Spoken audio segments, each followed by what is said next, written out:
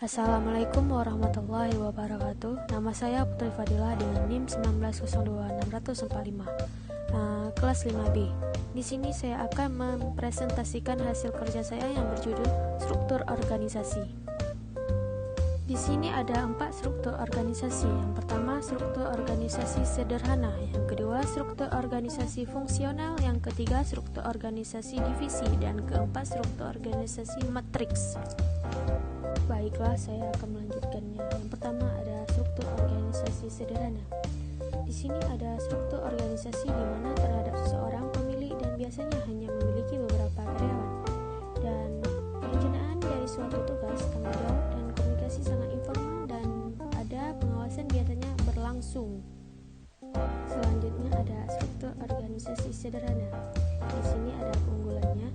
Yang pertama, memaksimalkan peran pemilik, dan kedua, memungkinkan respon cepat terhadap perpindahan pasar atau produk, dan ketiga, memiliki kemampuan mengakomodasi permintaan konsumen yang tidak biasa atau unik tanpa kesulitan koordinasi yang berarti. Selanjutnya ada kelemahannya.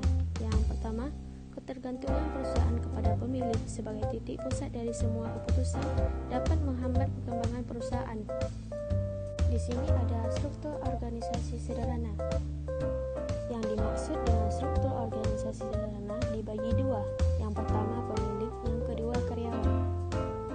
Selanjutnya ada struktur organisasi fungsional. Di sini ada keunggulannya. Yang pertama, mencapai efisiensi melalui spesialisasi, dan kedua, mengembangkan keahlian fungsional, dan ketiga, diferensiasi dan delegasi keputusan operasional sehari-hari, dan keempat, memelihara kendali terpusat atas keputusan-keputusan strategi, dan kelima, struktur terkait erat dengan strategi melalui penunjukan kegiatan-kegiatan kunci sebagai unit terpisah. Selanjutnya ada struktur organisasi fungsional. Di sini ada kelemahannya juga. Yang pertama, mendorong spesialisasi yang sempit dan persaingan atau konflik antar fungsi. Yang kedua, menimbulkan kesulitan dalam koordinasi fungsional dan pengambilan keputusan antar fungsional. Dan ketiga, mengandung potensi kuat untuk terjadinya konflik antar fungsi dan prioritas diletakkan pada bidang fungsional bukan keseluruhan bisnis. Dan keempat, masalah kemanusiaan, bekerja hanya sebagai alat. Selanjutnya ada struktur organisasi fungsional.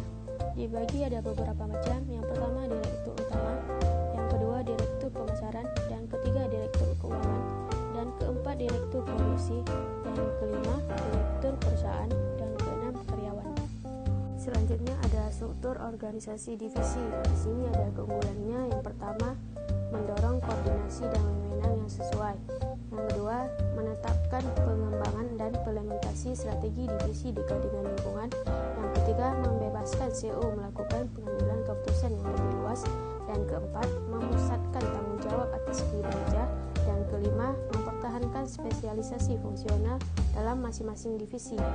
Selanjutnya ada struktur organisasi divisi. Di sini ada kelemahannya. Yang pertama, memupuk persaingan tidak sehat, memperebutkan sumber daya tingkat korporat.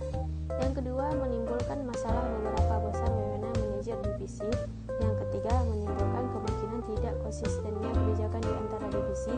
Dan keempat, menimbulkan masalah pendistribusian biaya overhead korporat yang dapat diterima oleh para manajer yang bertanggung jawab atas laba. Nah, selanjutnya ada struktur organisasi divisi. Bisa kalian lihat sendiri bagaimana bentuknya. Selanjutnya ada struktur organisasi matriks. Di sini ada keunggulannya. Yang pertama, mengurangi kecenderungan mementingkan fungsinya sendiri. Yang kedua, mengakomodasi beragam kegiatan bisnis yang berorientasi proyek. Yang ketiga, memaksimalkan pemanfaatan manajer fungsional secara efisien. Dan keempat, memupuk kreativitas dan banyak sumber keragaman. Dan kelima, memberikan kepada manajemen menengah kontak atau komunikasi lebih luas segala arah. Selanjutnya ada struktur organisasi matriks. Di sini ada kelemahannya. Yang pertama, dapat menimbulkan kebingungan dan kebijakan-kebijakan yang kontradiktif. Yang kedua, menuntut koordinasi horizontal dan vertikal yang luar biasa. Dan ketiga, dapat menimbulkan lalu lintas informasi dan laporan yang berlebihan. Yang keempat, dapat memicu konflik dan kehilangan rasa tanggung jawab. Nah, Nah, selanjutnya ada struktur organisasi matrik. Di sini bisa kalian lihat sendiri gimana contoh-contohnya. Selanjutnya ada outsourcing. Yang pertama, memperoleh hasil pekerjaan dengan menggunakan sumber-sumber dari luar perusahaan yang sebelumnya pekerjaan tersebut dilakukan oleh karyawan dalam perusahaan. Keuntungan dari outsourcing. Yang pertama, menekan biaya kegiatan yang sebelumnya dilaksanakan di dalam perusahaan. Yang kedua, mengurangi jumlah modal suatu perusahaan dalam kapasitas produksi atau pelayanan. Yang ketiga, manajer dan personal perusahaan dapat berkonsentrasi hal yang lebih penting. Yang keempat, memungkinkan perusahaan mengendalikan dan meningkatkan sumber daya perusahaan yang menguntungkan dan kompetitif. Selanjutnya ada kelemahan dari outsourcing. Yang pertama, hilangnya sebagian kontrol terhadap pihak luar. Yang kedua, ketergantungan kepada pihak luar. Yang ketiga, menciptakan pesaing-pesaing. Dan keempat, dapat mengakibatkan reaksi negatif dari pihak publik dan investor. Dan kelima, sulit untuk menyusun suatu perjanjian atau kesepakatan yang bagus dan sah, terutama untuk pelayanan. Dan keenam, perusahaan dapat terikat ke dalam suatu kontrak kerja panjang dengan risiko suatu saat kontrak tersebut tidak kompetitif lagi. Baiklah, hanya sekian yang saya sampaikan. Lebih dan kurang saya mohon maaf. Assalamualaikum warahmatullahi wabarakatuh.